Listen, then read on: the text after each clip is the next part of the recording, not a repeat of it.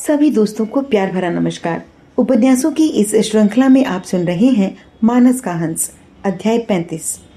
फटेहाल काल की कठोर मार से पिटे हुए चेहरों वालों की सैकड़ों करुण आंखें इधर उधर हर गली कूचे में, हर द्वार पर आशा की एक बुझी सी चमक लिए हर समय दिखलाई पड़ा करती है। ए माई बाप, दया हुई जाए, बहुत भूखे हन। बड़ी हवेलियों के दरबान भीड़ को डंडों से धमकाकर पीछे हटाते नजर आ रहे हैं। भूखे जन रोटी के बजाय मार और गालियां खाते हैं। कहीं कहीं सदाव्रत भी बट रहा है। 2 मुट्ठी चने, मोटा अनाज पाने के लिए भूखी भीड़ इतनी उतावली से आगे बढ़ती है कि आपस में धक्का मुक्की हो जाती है। जगह जगह गाली गलौज, मारपीट, बच्चे कुचले जाते हैं। कमजोर बूढ़े बुढ़ियां उतावले जवानों के धक्के से चोटिल हो जाते हैं।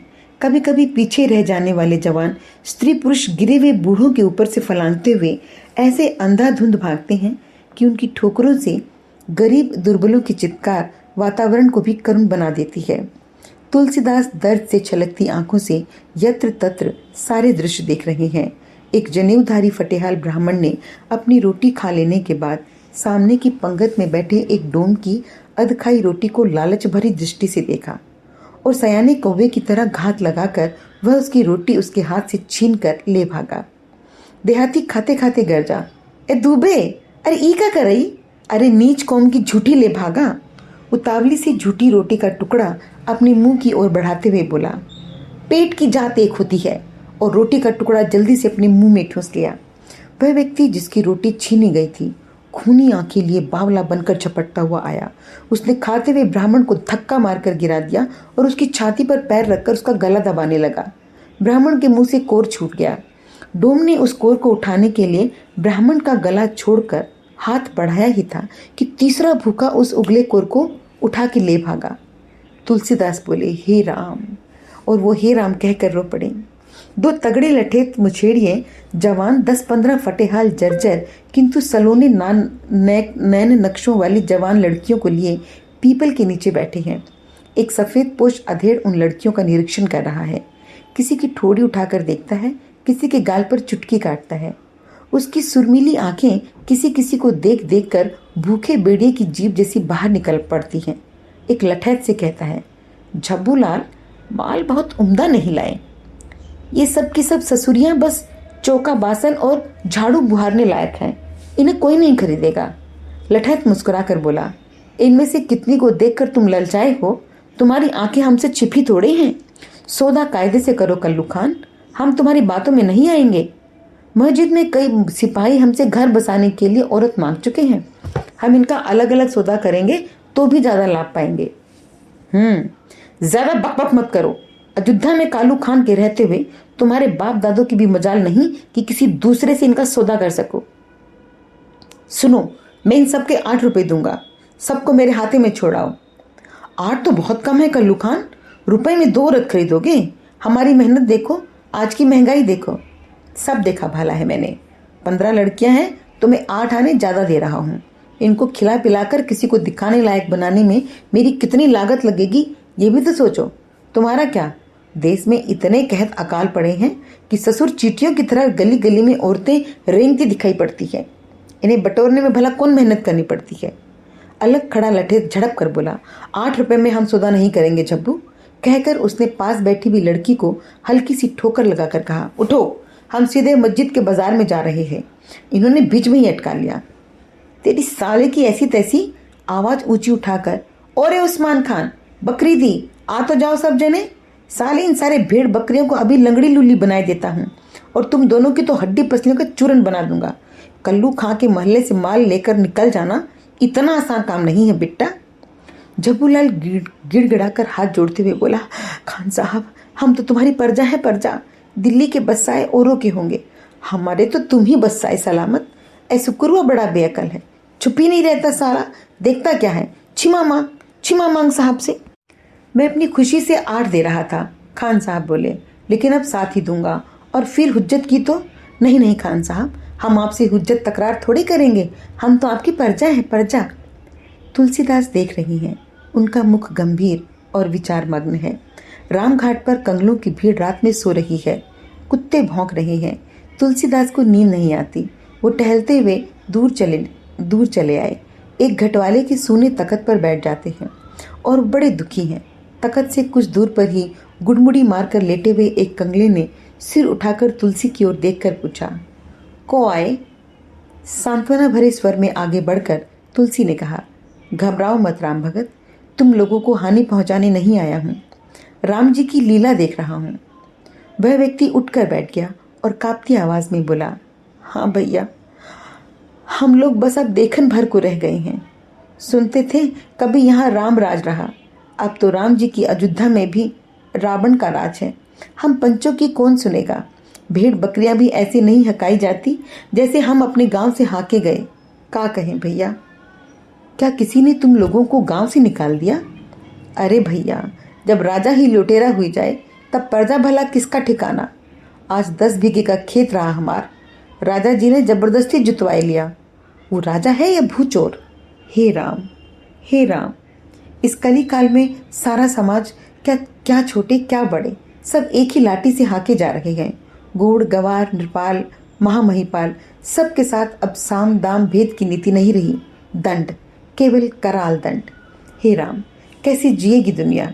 पुरानी पीड़ाओं का तीव्र ध्यानाकर्षण इस समय भी बाबा के मुख तेज को अपने भीतर खींच रहा था। उनके चेहरे पर और स्वर पे गंभीर उदासी छाई थी। बेनी माधव जी के चेहरे पर भी करुणा बरस रही थी।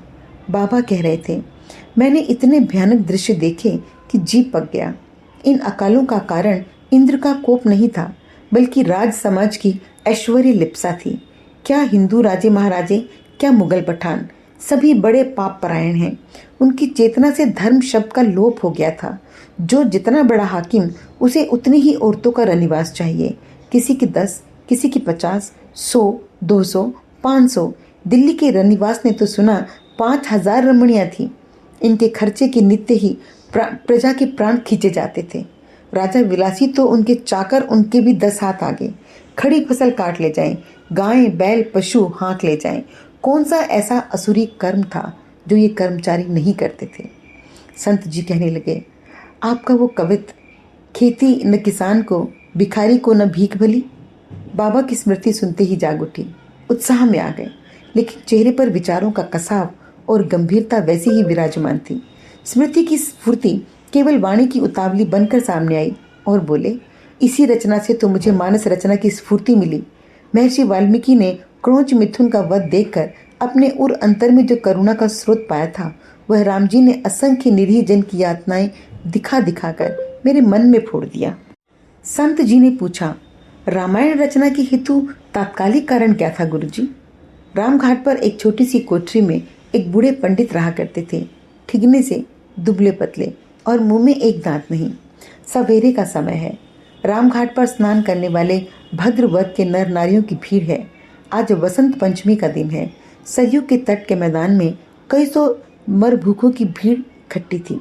धनी नर नारियां रामघाट पर नहाकर इन नर भूखों के आगे मुट्ठी 2 मुट्ठी अनाज डालकर स्वर्ग में अपना स्थान बनाएंगे और इस धरती पर आज के दिन सैकड़ों का पेट भरेगा। तट पर आसन बिछाए और आगे कपड़े पर रोली अक्षत फूल रखकर अनेक बैरागी और भिक्षुक ब्राह्मण धर्म कथाएं सुनाकर अपनी जीविका कमा रहे थे। पोपले पंडित जी घाट के बहुत निकट अपनी कोठरी के सामने बैठे थे। तुलसी भगत उन्हीं के पास गुमसुम आती जाती नहाती भीख देती लेती भीड़ के दृश्यों में खोए थे। बेचारे पंडित जी का स्वर बुढ़ापे के कारण इतना कमजोर हो गया था कि दूर तक पहुंच न पाता। रही सही शक्ति मुख की दंत विहीनता ने समाप्त कर दी। बेचारे का प्रवचन कोई सुन नहीं रहा था। आगे थोड़ी दूर पर बेसुरे किंतु मस्त लहकदार स्वर में एक बैरागी जोर जोर से राम जी की रसोई में बने 56 भोगों का विवरण देकर अपने आसपास बैठी भक्तों की भीड़ को हंसा रहा था, उनके मुंहों में पानी ला रहा था। इन बैरागी जी के सामने बिछे हुए कपड़े पर अनाज और पैसे बरस रहे थे। बूढ़े पंडित की चद्दर पर अक्षत फूल को छोड़कर और कुछ नहीं पड़ा था। एक लालाजी उनके पास आए व्यापार कर्म करने और पंडित जी स्नान करके बूढ़े पंडित जी के पास आए। पंडित जी ने चरण छुए, गुरु पाए लागी करने के बाद लाला बोले, अरे पंडित जी, अभी तक तुम्हारा टाट सोना पड़ा है, किसी ने बोहनी नहीं कराई? पंडित ने अपनी सफ़ेद बुर्राक खोपड़ी पर हाथ फेरकर उदास स्वर में कहा, अरे बेटा, वाणी में बसा मेरा भाग्य अब दुर्बल हो गया है। लाला ने अपनी पैंट से तांबे का टका निकालकर फूलों पर रखा। पंडित जी ने अपने झोले से आधी मुट्ठी खिचड़ी के दाने डाल दिए। बोले, हाँ, तुम्हारी आवाज़ ने ही भाग्य मंद किया है, पर कलिकाल में किसी का भी धंधा चल ही नहीं रहा। रोज की लूटपाट, रोज का दंगा। ये देखो कंगलों की भीड़। ससुरे हम बस्ती वालों के ऊपर ऐसे टूटते हैं जैसे मुर्दे के ऊपर गिद्ध और कौवे। लाला बोले, पंडित जी, हम तो तुमसे कई बार कह चुके कि अपनी एक कोठरी और जमीन तुम हमारे हाथ बेच दो। 50 रुपये हम कुछ कम नहीं दे रहे। चलो, तुम ब्राह्मण देवता हो तो 51 में भी खुशी से सौदा कर देंगे। बूढ़े पंडित चुप रहे। व्यापारी पंडित ने लाला से पूछा, इस जमीन का क्या करोगे शिवदीन? अरे, हम अपने बाप के नाम से यहाँ एक छतरी बनवाना चाहते हैं। साधु बैरागी आवें, बैठे ध्यान करें, पुण्य होवे। मगर ये महाराज तो सुनते ही नहीं। बूढ़े पंडित जी हंसे और बोले, मेरे बाप दादों की जगह पर तुम्हारे बाप दादों का नाम लिखा जाएगा। ये सौदा हम जीते जी ना करेंगे लाला। लाला मुंह फुलाकर उठे और बोले, ये 51 जो तुम्हें दे रहा हूँ, उतने में तो किसी कंगले किसान के 10-5 बीघे खेत कानूनगो को पटाए के अपने नाम चढ़वा लूंगा। तुम्हारी उल्टी मती है पंडित, तभी तुम दुख भोगते हो। लाला और उसके साथी चले गए। पंडित जी अपने आप ही तेही में बड़बड़ाने लगे, अरे, रुपए का मुंह दिखाए रहा है। अरे, कभी मेरे स्वर में भी शक्ति थी। ऐसी कथा बाँचता था कि पैसों और अनाज का ढेर लगा रहता था मेरे आगे। हमें पैसों का मुंह दिखा रहा है। भूखा मर जाऊंगा, पर तेरे ऐसे दुष्टों का पैसा नहीं खाऊंगा जो असुरों से दूसरों की लूटी जमीन का सौदा करता है। दुबले पतले पंडित जी ने क्रोध में अपने मसूड़े भींचे। उनके मन पर फिर दूसरा ताव चढ़ा तो फूलों के ऊपर रखा हुआ लाला का टका क्रोध भरे कांपते हाथ से उठाकर बालू पर फेंक दिया। नहीं रखूंगा इसका पैसा, चाहे आज मुझे भूखा ही रहना पड़े। तुलसी भगत जी पास ही में बैठे हुए तमाशा देख रहे थे। एकाएक सहानुभूति से भरकर खिसक कर आए और बोले, पंडित जी, आप पिता, मैं पुत्र। इस भाव से एक प्रस्ताव करूं, सुनिएगा। पंडित जी उन्हें ध्यान से देखने लगे और बोले, तुम्हें तो देखते हम नित्य हैं, किंतु पहचानते नहीं। मैं भी अब राम शरण में आया हूँ महाराज। यहीं अहिरोनों ने सरजू ग्वाले के चबूतरे पर रोटी बनाता हूँ और मसीत में सोता हूँ। आप मुझे अपने स्थान पर प्रवचन करने दें। जो चढ़त चढ़े सो आपकी। ब्राह्मण हूँ, आपके लिए खिचड़ी बना दूंगा, मेरा भी पेट भर जाएगा। पंडित जी ने कुछ अकड़ भरे स्वर में कहा, भक्ति कर लेना और बात है, कथा बाचना और प्रवचन करना ये हर एक के बस की बात नहीं होती। कला होती है कला। तुलसी मुस्कुराए। आपको मेरा प्रस्ताव यदि बुरा लगा हो तो जाने दें। मैं तो आपके सात्विक तपोभाव का सम्मान करने के कारण ये प्रस्ताव लेकर आया। पंडित जी तुलसी की मीठी मीठी बातों में शांत हुए और बोले, कभी कथा बाची है? हाँ महाराज, गृहस्थाश्रम में मेरी इसी कर्म से जीविका चलती थी। अच्छा, तो आओ, हमारे आसन पर बैठो और अपना हुनर हमें दिखलाओ। कहकर पंडित जी कांपते हुए आसन से उठने लगे। तुलसी भगत ने चट से आगे बढ़कर उन्हें सहारा दिया और कंधे से अपना अंगूछा उतारकर उन्हें बैठने के लिए बिछा दिया। फिर कहा, आपको हृदय में राम रूप श्रोता मानकर मैं अपना हुनर दिखलाऊंगा। आज्ञा है? हाँ हाँ, बैठो बैठो। जय सिद्धिदाता गणेश, जय कौशलपति रामचंद्र, कहकर पंडित जी अपने होठों ही होठों में कुछ बुदबुदाने लगे। तुलसी भगत ने उसके पैर छुए और पंडित जी के टूटे कुशासन के टुकड़े पर पालथी मारकर बैठ गए। 10-5 पल अपने इष्ट देव का ध्यान किया और फिर अपने मधुर सुरीले कंठ से कवित्व पढ़ना आरंभ किया। खेती न किसान को, स्वर के जादू ने भीड़ को बांध लिया। इस कवित्व में काल का ऐसा यथार्थ और करुण चित्रण था कि लोग वाह वाह कर उठे। तुलसी ने और भी तन्मय होकर पूरे दरबारी ढंग से अनादि अनंत पर ब्रह्म राजा राम की वंदना करते हुए उनकी उम्र दराज होने का आशीर्वाद प्राप्त किया। प्रवचन आरंभ हुआ। इतना दुख दैन्य अत्याचार पृथ्वी पर है माना, किंतु राम करुणा के सागर हैं। राम सर्व समर्थ हैं। दशरथ नंदन राम अपने जन की विपदा हरने के लिए इस धरती पर फिर आएंगे। वो दीनों का दुख हरण करेंगे, पापियों को दंड देंगे और पुण्यात्माओं को सब प्रकार से मंगल करेंगे। अयोध्या बड़ी पावन नगरी है। यहाँ स्वयं भगवान ने नर देह धारण करके संसार भर के पापियों का संहार किया। इसी अयोध्या में महाराज दशरथ के महलों में अवध के जन जन का प्राण मोहने वाले 4 राजकुमार आंगन में खेल रही है। तुलसी भगत वर्तमान के दुखों से भरी अयोध्या में भूतकाल की वैभवशालिनी अयोध्या से अपने श्रोताओं का मन खींच ले गए। थोड़ी देर में उनके आगे खासी भीड़ जुड़कर श्रोता के रूप में बैठ गई। और ऐसा लगा जैसे कि नई अयोध्या उस पुरानी अयोध्या में खुश हो गई। दूसरे कथावाचकों, विशेष रूप से उस बेसुरे किंतु मस्त बैरागी को जलन हुई कि नया कथावाचक कौन आ गया। तुलसीदास पुराणों की कथाएं और राम जी के बखान सुनाते हुए अपने दोहे कविता सुनाते, बीच बीच में वाल्मीकि रामायण के श्लोक भी गाते चलते। उनका प्रवचन ऐसा जमा जो नहाकर लौटता नहीं वही श्रोता मंडली से जुड़ जाता। जब प्रवचन समाप्त हुआ तो बूढ़े पंडित के छोटे से अंगूछे पर इतना अनाज और पैसे पड़ चुके थे कि उनके फटे अंगूछे की छोटी सी सीमा लांघकर बालू तक फैल गए। भक्त मंडली बहुत प्रसन्न थी। कईयों ने कहा, महाराज कल फिर कथा सुनाइएगा। दोपहर के समय पैसे और अनाज बटोरते हुए बूढ़े पंडित के हाथों में जवानी आ गई थी।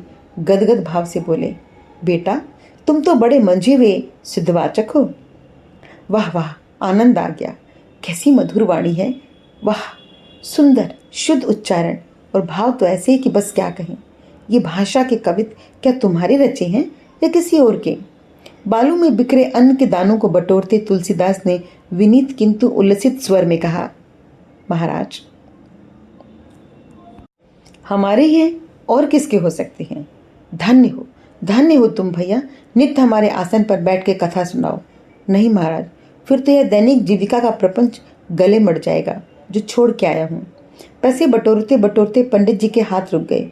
कुछ तीखेपन से झड़कते हुए बोले, अरे पेट तो चाहे साधु बैरागी हो या गृहस्थ, सभी को भरना पड़ता है। पेट की माया से भला कौन मुक्त भया? आखिर मांग के ही खाते हो ना। गंभीर होकर तुलसी बोले, हाँ महाराज, सरयू ग्वाला हमें नित्य सायकाल को आधा सेर दूध पिला देता है। राम उसका भला करे। तुम्हारा नाम क्या है? तुलसी। लोग मुझे राम बोला कहकर भी पुकारते हैं। तुमने हमें पिता कहकर संबोधित किया। अब हमारी आज्ञा है कि यहीं बैठो और हमारी कोठरी में रहा भी करो। वह मूर्ख हमारी पैतृक कोठरी खरीदना चाहता है। अरे जो इतने पैसे नित्य आवेंगे तो 6 महीने के भीतर मैं अपनी सारी जमीन पर होता घेराए कर लूँगा। मरते समय मुझे संतोष रहेगा। हाँ, ये संतोष तो होगा कि मेरे स्थान पर एक सद्ब्राह्मण राम कथा सुनाता है। तुलसी चुप रहे, अपने अंगूछे को झाड़कर शेष अनाज उसमें बांधते रहे। पंडित जी फिर बोले, जो इतना अन्न हमारी चढ़त में नित्य चढ़ेगा तो हम तुम भी खाएंगे और 2-4 और भूखों का पेट भी भर जाएगा। हमारी बात मान लो, राम बोला। तुलसीदास बोले, आपका आदेश मेरे लिए सब प्रकार से मंगलकारी है। आज के प्रवचन का जनता के ऊपर भी सुप्रभाव पड़ा है। अच्छा, तो आज से जब लग अयोध्या में रहूँगा आपके साथ ही रहूँगा। शेष अगले अंक में। उम्मीद है कि आपको मानस का ये अंक पसंद आया होगा। आप अपने विचारों को, अपने अनुभवों को मेरे साथ अवश्य साझा करें। मुझे उनका इंतज़ार रहेगा। अगली ऑडियो के आने तक अपना और अपने आसपास के लोगों का ख्याल रखें। जय श्री राम।